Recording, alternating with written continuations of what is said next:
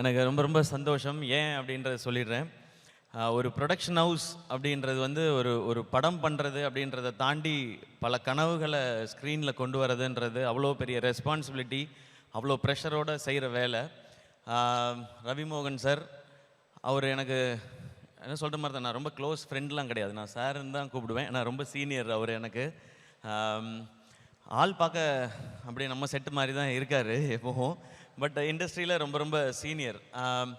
அவர் வந்து நான் பராசக்தி பண்ணும்பொழுது தான் அவரோட அதிகமாக நாங்கள் 2 பேரும் பழகிறதுக்கான வாய்ப்பு. Very sweet.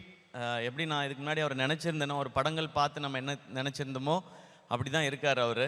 அண்ட் இந்த ஃபங்க்ஷனுக்கு வரணும் அப்படின்னு சொல்லி கால் பண்ணது, இன்வைட் பண்ணது மட்டும் இல்லாமல் அதை ரிமைண்ட் பண்ணார். நேற்று கூப்பிட்டு கண்டிப்பாக வந்துடணும் ப்ரோ நீங்கள் அப்படின்னு சொன்னார். நான் கண்டிப்பாக வரேன் சார் அப்படின்னு சொல்லிட்டு வந்தேன் நான்.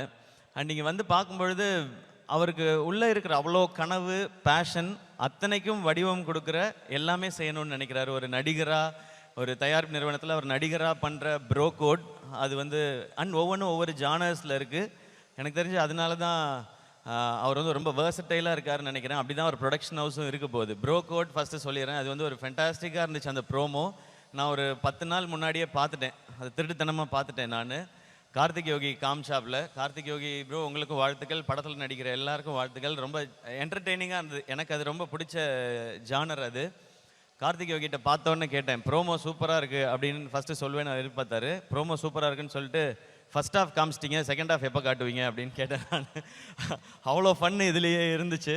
அண்ட் அந்த ஃபிலிம் டெஃபினட்டாக ஒரு என்டர்டெய்னிங் ஃபிலிமாக இருக்கும், ஷுவர் சக்ஸஸாக இருக்கும். டைட்டிலே சூப்பர், ப்ரோ கோட்னும் போதே அதுக்கு தேவையான அனைத்தும் வந்துருச்சு. ஸோ ரவிமோகன் ஸ்டுடியோஸில் நீங்கள் ஆக்டராக பண்ணுற அந்த ஃபிலிம்க்கு என்னுடைய விஷஸ் சார்.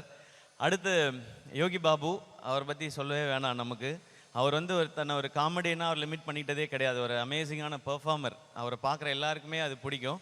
அவருக்கு ஏற்ற டைட்டில் ஒரு ஆர்டினரி மேனோட எக்ஸ்ட்ராடினரி ஜேர்னி தான் இந்த படமாக இருக்குன்றது எனக்கு தெரியுது. அதை பார்க்கும்போது அதுக்கு பர்ஃபெக்டான ஒரு ஹீரோ.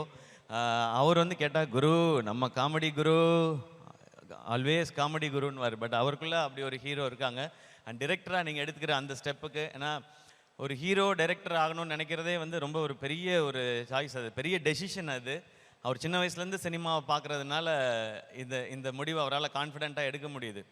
எல்லாருக்கும் ஆசை வரும், நம்மளும் டைரக்ட் பண்ணலாமே அப்படின்னா. ஆனால் அது சாதாரண வேலை இல்லை. எல்லா கிராஃப்டையும் தெரிஞ்சு அதை கண்ட்ரோல் பண்ணி, ஏன்னா ஒரு கதை எழுதிட்டால் மட்டும் டைரக்டர் ஆகிட முடியாது. அந்த ஃபிலிம் மேக்கிங் அப்படின்றது மொத்தமாக தெரியணும். அது இந்த டைட்டிலில், ப்ரோமோவில், அவரோட டேஸ்ட்டில் தெரியுது. அந்த ஃபிலிம் ஸ்பெஷலாக இருக்கும் ஒரு டைரக்டராக. அண்ட் அதுக்கும் என்னுடைய வாழ்த்துக்கள்.